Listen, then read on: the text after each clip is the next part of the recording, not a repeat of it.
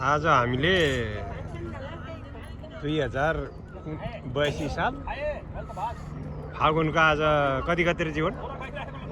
आज 29 होला। 29 गते सानो पूजा गरेर पिकनिक जस्तो भयो हाम्रो परिवार। सबै मिलेर खाँदैछौँ। अब पूजा त गरियो, अब एन गरो ध्यान गरो खानेको जुक्ति भन्छन्। अब पूजा सुजा गरियो, फेरि खानालाई तयार छौँ है। म भात बसालेर बसाले भने म त अहिले एकछिनमा खान्छु। होइन सबैले खानुपर्छ।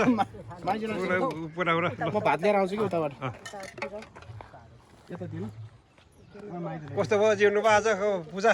आजको एकदम राम्रो छ पूजा। वाह यस्तो पूजा इष्टमित्र जोडिए, पूजा राम्रो भयो। यो दाइको सफल त छ है। खानेमा स्वास्थ्य छ झोल ल पराठा तिरी गर्ने तिरी ल। के खानेमा छैन बोतलले खाने तिरी कसैले प्रसाद त्यही हो नि। के भान्से रे दुई बहिनी कुरान खान्छ खान्छ कुरानी बान्ने भदैनी यी जेठानी छन्। ल यो अचार अन्त यो चम्चा त झोल थाइ खान्छ जीवन मासु कुरा ल, ल, ल। झोल मासु मान्छेको त्यो यो ठाउँ कुन ठाउँ हो भन्नुहुन्छ भने अँधेरी कुना।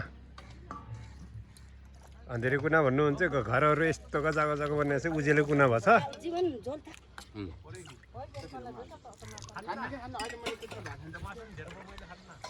यो चाहिँ तल पोखरातिरबाट आउने बाटो।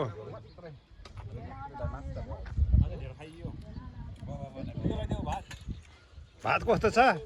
मिठो छ मासु नि मिठो भात नि मिठो सबै थोक मिठो छ। अब खाएर खसी लिनु जाने होला है काइला जाने अब म डटाउनु पर्ला नि खसी। खसी के गर्ने? काटेर गजले भुटेर खाने बाबा खान्छौँ त। आज भ्याइन्न होला, त्यो त भोलि गर्ने होला।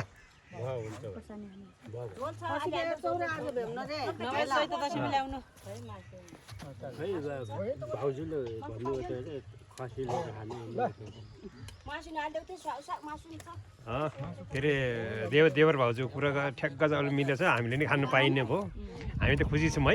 पैसा कसले दिने होला है काइलाले दिने होला दुईटै नै आधा आधा हाल्ने नि। पेन्सन थाम जाने दिदीको भाउजूले मान्छेले चाहिँ हो झिङ्गा बसिसक्यो, अब खाने हो। कान्छा छला हाम्रो जेठन जिउनु बा झोल पिउ क्याप्टेन। छ सोच्दै चाहिँ मासु छ मासु नि छ याद र खाऊ खाऊ। अब चट्टा पारे एकछिन खाएर फेरि खाएर खाएर अब नाच्ने अब नाच्ने हो। जिउनुको घर गएर मादल ल्याउनु पर्यो। के जिउनुमा जान्छौ? एजेन्टको अगाडि ल्याउँछन् म गएर ल्याउँछु। खाउ न त्यो ल्याए भात। यसो हेर्दा त गिदाउला जस्तो पनि छैन पो कोही। त्यो पनि सिकाला तर्फ छ गएर के अहिले बाहिर पैसा राखेको अब त एकैचोटि पारा त कान्छे देखिन्छ गिदाउला जस्तो त कोही जीवनको भाला देखाउँछु खान्न भन्नु काका के ल अब हामी खाना खान्छौँ। अब चट्टा पारेर ओके बाई बाई।